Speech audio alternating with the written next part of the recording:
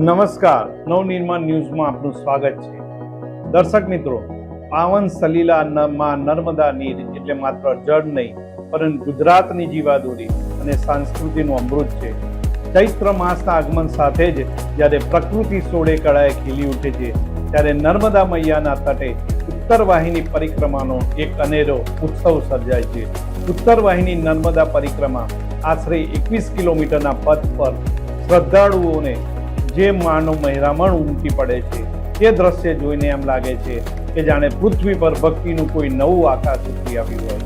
સૂર્યોદયના પ્રથમ કિરણો જ્યારે નર્મદાના શાંત જળ પર નર્તન કરે છે, ત્યારે રૂપેરી લહેરો પર ભક્તોને નર્મદે સર્વદેના ગગનભેદી નાદ એક અલૌકિક વાતાવરણની રચના કરે છે. નવનિર્માણ ન્યૂઝને સંગ આવો આપણે પણ કરાવીએ પતિત પાવનની માં નર્મદાની ઉત્તર વાહિની પરિક્રમા. આ પરિક્રમાનું મહત્વ શાસ્ત્રોમાં પણ આલેખાયું છે. સામાન્ય રીતે દક્ષિણ તરફ વહેતી નર્મદા જ્યારે તિલકવાડા પાસે ઉત્તર દિશા તરફ વળીને વહે છે, ત્યારે તેને ઉત્તર વાહિની કહેવામાં આવે છે. પૌરાણિક અનુસાર ઉત્તર દિશા એ દેવોની અને મોક્ષની દિશા છે. નર્મદા પરિક્રમાની શરૂઆત રામપુર ખાતેથી થાય છે. રામપુરથી માંગરોલ થઈ આ યાત્રા આગળ વધે છે. માર્ગમાં અનેક વિધિ મંદિરો આવે છે, જેમાં રણછોડજી મંદિર, મહાદેવજી મંદિર, તપોવન આશ્રમ, ગોપાલેશ્વર મહાદેવ મંદિર. ગોપાલેશ્વર મહાદેવ મંદિર ખાતે આવેલું શિવલિંગ સ્વયંભૂ શિવલિંગ છે. કહેવાય છે કે કામધેનુ ગૌ માતાની નાભીમાંથી આ શિવલિંગ પ્રગટ થયું હતું. અહીં દર્શન કરી આગળ વધીએ એટલે સીતારામ મંદિર આવે, અને ત્યાંથી આગળ વધીએ એટલે માં નર્મદાના તટ ઉપર ચાલવાનું હોય છે. આ પાવન પદ પર ચાલતા ભક્તોના ચહેરા પર થાકને બદલે એક અનોખી તૃપ્તિ જોવા મળે છે. ક્યાંક પથરાળ રસ્તો છે તો ક્યાં રેતાળ કિનારો, પરંતુ માં રેવાના સાનિધ્યમાં દરેક મુશ્કેલી ભક્તિના અબીલ ગુલાલમાં ઓગળી જાય છે. આ માર્ગ પર ચાલતા શ્રદ્ધાળુઓ જાણે ભવસાગર તરવાની મથામણ કરતા જીવાત્માઓ હોય તેમ પ્રતીત થાય છે. માં નર્મદાનું આ સ્વરૂપ કોઈ તપસ્વીની શાંત મુદ્રા જેવું ગંભીર અને કોઈ માતાના વાત્સલ્ય જેવું પ્રેમાળ ભાસે છે. આ માર્ગ ઉપર આ વર્ષે સરકાર દ્વારા પણ વિશેષ આયોજન કરવામાં આવ્યું છે.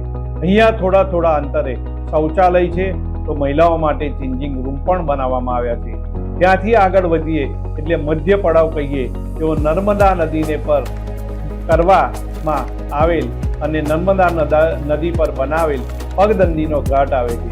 અહીંથી આ ઘાટની શરૂઆતમાં જ નર્મદા જિલ્લાની વિવિધ સખી મંડળોને સ્ટોલની ફાળવણી કરવામાં આવી છે.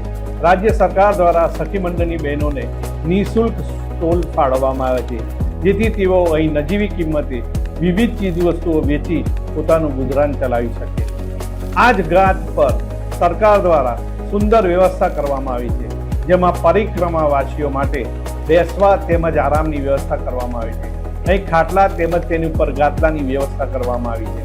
અહીં પરિક્રમામાં અનેક લોકો જોડાય છે. પરિક્રમામાં માત્ર ગુજરાત નહીં પણ અન્ય રાજ્યના પણ પરિક્રમાવાસીઓ જોડાય છે. અહીં પરિક્રમાવાસીઓ પોતાનો થોડોક થાક ઉતારી આગળ ધપે છે. નવનિર્માણ ન્યૂઝની ટીમ જ્યારે આગળ વધી ત્યારે અહીં સાઉન્ડ સિસ્ટમ ઉપર ગરબા વાગી રહ્યા હતા. હવે ગુજરાત હોય અને ગરબા વાગતા હોય તો સ્વાભાવિક છે કે લોકોના પગ આપોઆપ જ થિરકવા માંડે છે. અમે પણ અહીં ગરબાનો લાવો લીધો. અમે જોયું કે આ પરિક્રમા માત્ર યુવાનો જ નહીં પરંતુ અનેક વૃદ્ધો પણ કરી રહ્યા છે. અમને પણ એક 63 વર્ષીય યુવા મહિલા પરિક્રમા કરતા નજરે પડ્યા. તેઓના અવાજમાં નર્મદા પ્રત્યેની આસ્થા બરોબર છલકી રહી હતી. અહીંથી પરિક્રમા આગળ વધે એટલે નર્મદા નદીને ઓળંગવા માટે પગપાળા કેડી બનાવવામાં આવી છે. આ હંગામી બ્રિજ ઉપરથી લોકો સારી રીતે પસાર થઈ શકે તે માટેની પૂરતી વ્યવસ્થા કરવામાં આવી છે. તો પગદંડીની આસપાસ નેટ લગાવવામાં આવી છે, જેથી કોઈ અકસ્માત ન સર્જાય. જો કે અહીંથી ખડખડ વહેતી માં નર્મદાના અવાજ મને અદ્ભુત શાંતિ આપે છે. માં નર્મદા માટે કહેવાયું છે કે દિવસે તું નર્મદા છે, રાત્રે તું માં રેવા. નર્મદા શબ્દનો સંસ્કૃત અર્થ થાય છે નર્મદાતિ ઇતિ નર્મદા, એટલે કે જે નર્મ એટલે કે સુખ અને આનંદ આપે છે. તે દિવસના અજવાળામાં આ નદી ખેતી, ઉદ્યોગ અને કરોડો લોકોની તરસ છીપાવીને ભૌતિક સુખ આપે છે. દિવસે તે એક સક્રિય નદી છે જે જીવન ચક્રને ગતિમાન રાખે છે.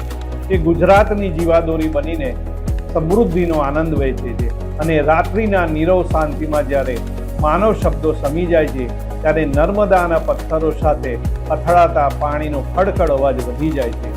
એવું લાગે છે કે નદી કૂદકા મારી રહી છે, તેથી તેને રેવા કહેવાય છે. રાત્રે નર્મદાનું સ્વરૂપ અત્યંત ગંભીર અને તપસ્વી જેવું બની જાય છે. ભક્તો માટે તે રાત્રિના સમય કેવળ જળ નથી, પણ સાક્ષાત શક્તિનું સ્વરૂપ માં રેવાય કહેવાય છે, જે સાધકોને માનસિક શાંતિ અને મોક્ષનો માર્ગ બતાવે છે. આ અનુભૂતિ અહીં સાક્ષાત થાય છે. નદીના સામે પર તિલકવાડ આવે ત્યાંથી ખેતરાલ માર્ગ શરૂ થાય છે. ખેતરોની વચ્ચેથી પસાર થતો માર્ગ અદ્ભુત રોમાંચ ઉભો કરે છે. આગળ વધતા મની નાગેશ્વર મહાદેવનું મંદિર આવે છે, જ્યાં ભગવાન ભોળા શંભુ તથા અન્ય દેવી દેવતાઓના દર્શન કરી ધન્યતા અનુભવાય છે.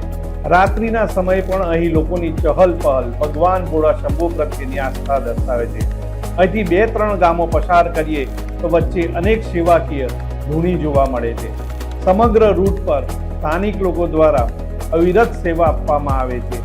દિવસ રાત પરિક્રમાવાસીઓ માટે ચા, નાસ્તો, પાણી સહિતની સેવામાં આપવામાં આવી રહી છે. અહીંથી માર્ગ થોડો કપરો છે. આ ઘાટ ઉપર નર્મદા નદીના કિનારાને પસાર કરતા અંદાજે 2 થી 2.5 કલાકનો સમય થાય છે અને ત્યારબાદ આવે છે નર્મદા પરિક્રમાનો અંતિમ પડાવ નંદી ઘાટ. અહીંથી બોટ મારફતે નર્મદા નદી પાર કરી સામે પાર રામપુરા કે જ્યાંથી પરિક્રમાની શરૂઆત કરી હતી ત્યાં પહોંચાય છે. અહીં બોટમાં જવા માટે વ્યક્તિ દીઠ ₹50 ચૂકવવા પડે છે. સમગ્ર પરિક્રમાની એક વાત સૌથી વધુ આંખે ઉડીને વળગે છે તેવી હોય છે તે સ્વચ્છતા માટેની પહેલ. સ્વચ્છતા માટે સમગ્ર રૂટ ઉપર થોડા ડિસ્ટન્સે કચરા પેટીઓ મૂકવામાં આવી છે. નદીમાં પ્લાસ્ટિક કચરો ન ફેંકવા માટેના પોસ્ટર લગાવવામાં આવ્યા છે. આ ઉપરાંત પરિક્રમાવાસીઓને પણ સતત જાગૃત કરવામાં આવે છે કે તેઓ જ્યાં ને ત્યાં કચરો ન ફેંકે. બોટમાં બેસવા જતી વેળા અમે જોયું કે રાત્રે 4 વાગે પણ સફાઈ કર્મચારીઓ અહીં સફાઈ કામમાં જોતરાયા છે. આ સ્થળેથી બોટમાં બેસવા માટે લાઇનમાં જવું પડે છે. વિશેષ બોટ મારફતે સુરક્ષાના સાધનો એટલે કે લાઈફ જેકેટ સાથે બોટમાં બેસવું પડે છે. જો લાઈફ જેકેટ ન પહેર્યું હોય તો દંડ વસૂલવામાં આવે છે. નર્મદા નદીમાં બોટ જેમ જેમ આગળ ધપે છે તેમ તેમ નર્મદા નદીને વધુને વધુ આહલાદક લાગે છે. બોટ નર્મદા નદીના નીરને ચીરતી આગળ ધપે છે. નાવડીમાં બેસી સામે પાર જવાનો લાવો એટલે કે જાણે સંસારના કિનારો છોડીને પરમાત્માના શરણમાં જવાની અનુભૂતિ. નર્મદાના મધ્ય પ્રવાહમાં જ્યારે હોડી હિલોળા લે છે ત્યારે જળની શીતળતા મન અને આત્માને પવિત્ર કરી દે છે. આ પરિક્રમા માત્ર શારીરિક ભ્રમણ નથી, પરંતુ આંતરિક શુદ્ધિનો એક યજ્ઞ છે. જ્યારે ભક્ત પોતાની પરિક્રમા પૂર્ણ કરી માં નર્મદાના દર્શન કરે છે ત્યારે તેની આંખોમાં વહેતા હર્ષના આંસુ માં નર્મદાના જળમાં ભળીને એકાકાર થઈ જાય છે. ખરેખર આ ઉત્તર વાહિની પરિક્રમા એ ગુજરાતના સાંસ્કૃતિક વારસાનું અમૂલ્ય ઘરેણું અને શ્રદ્ધાનો અખંડ દીવો છે. ચૈત્ર મહિનાની આ પરિક્રમા એ વખત દરેક જણે ચૂક કરવી જોઈએ. માં નર્મદા માત કી જય.